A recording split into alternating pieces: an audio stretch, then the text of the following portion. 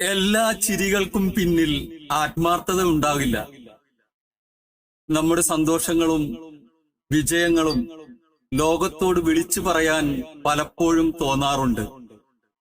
എന്നാൽ എല്ലാവരും നമ്മുടെ വളർച്ചയിൽ ആത്മാർത്ഥമായി സന്തോഷിക്കുന്നവരായിരിക്കില്ല. ചിലരുടെ കണ്ണിൽ അത് അസൂയയോ മറ്റു വികാരങ്ങളോ ഉണ്ടാക്കാം.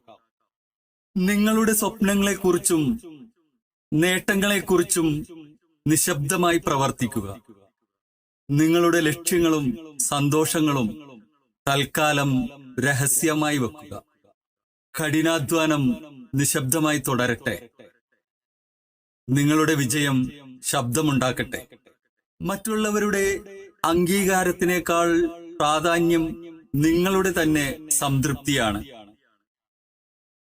സ്വന്തം സന്തോഷങ്ങളെ സംരക്ഷിക്കാൻ പഠിക്കുക. മൗനം ചിലപ്പോൾ ഏറ്റവും വലിയ ശക്തിയാണ്.